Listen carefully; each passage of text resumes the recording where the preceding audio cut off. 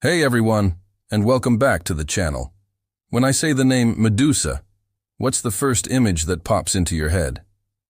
For most of us, it's a terrifying monster. A gorgon with venomous snakes for hair. A gaze that turns heroes to stone. A creature so hideous she lives in exile at the ends of the earth. She's the ultimate villain, the final boss for the hero Perseus to defeat. But what if I told you that this story, the one we all know, is only half the truth? What if the monster was actually the victim?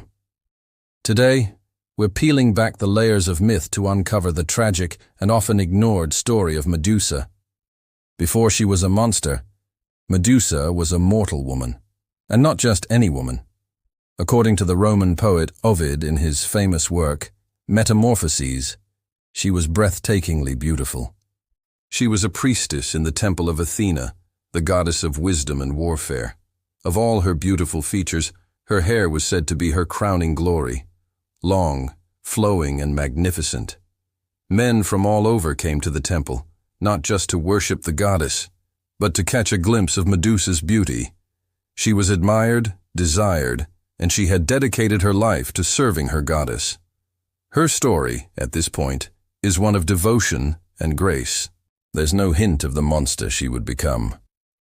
So what went so horribly wrong?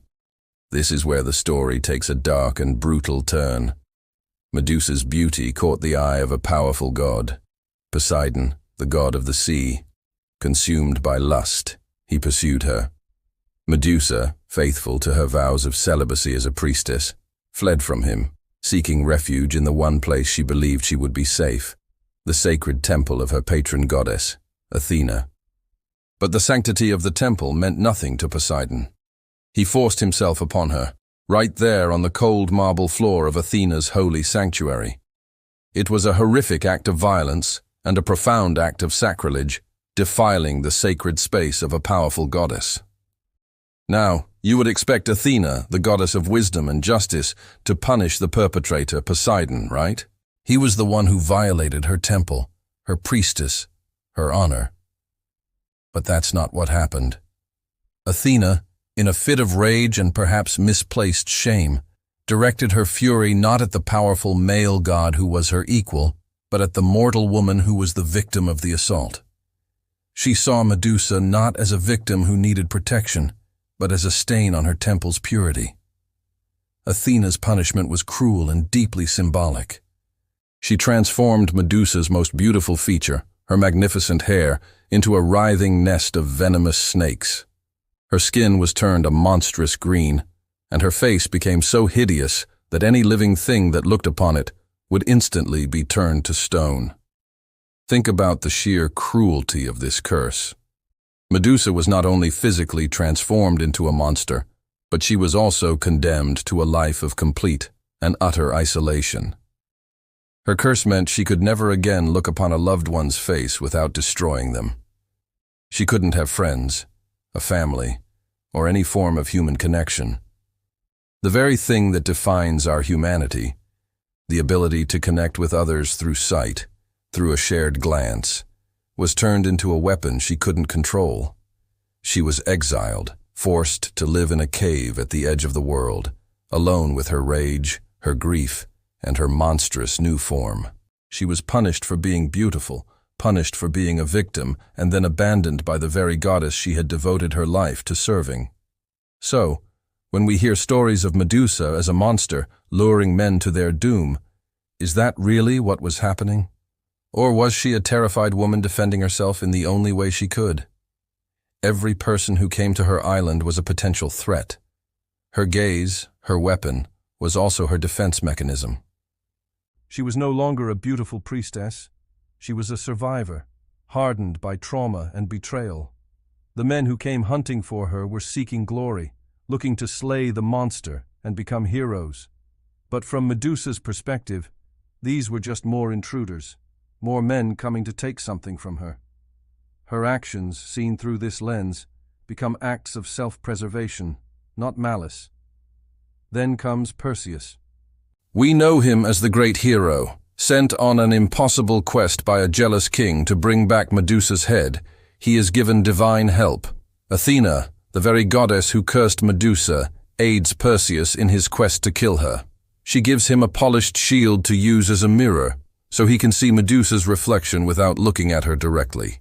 Hermes gives him a powerful sword and winged sandals. Perseus sneaks into Medusa's cave while she sleeps, and using the reflection in the shield, he decapitates her. It's a clean, heroic victory in the classic telling. But if we see Medusa as a victim, this scene is heartbreaking. She is killed in her sleep, defenseless, by a man using tools given to him by her own abuser's enabler. It's the ultimate betrayal, the final act of violence against her. But Medusa's story doesn't even end with her death.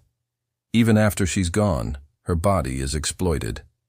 From her severed neck, 2 children are born, the winged horse Pegasus and the giant Chrysaor, the offspring of her assault by Poseidon. Her head, still possessing its deadly power, is taken by Perseus and used as a weapon. He uses it to turn his enemies to stone, to defeat a sea monster, and to secure his own kingdom. Finally, he presents the head to Athena, who places it on her shield, the Aegis, as a symbol of her power. Medusa's suffering, her very being, is reduced to a tool, a trophy for the gods and heroes who destroyed her. Her trauma becomes their symbol of victory. So, when we look back at the myth, who is the real monster? Is it the woman who was brutally assaulted, unjustly punished, and forced into a life of monstrous solitude? Or is it the powerful gods who use their influence to abuse and exploit, and a system that punished the victim instead of the perpetrator? The story of Medusa is so much more than a simple monster tale. It's a powerful and tragic story about injustice, victim blaming, and the way society can turn a survivor into a villain. It forces us to question the narratives we've been told, and to look for the humanity behind the monster. Medusa wasn't born a monster. She was made one. And her story serves as a timeless reminder to look past the surface and ask who is truly being protected and who is being silenced. Thank you so much for joining me on this deep dive into one of mythology's most misunderstood figures. What are your thoughts on Medusa's story? Let me know down in the comments. And if you enjoyed this video and want to explore more hidden stories from history and myth, please consider liking this video and subscribing to the channel. It really helps us out.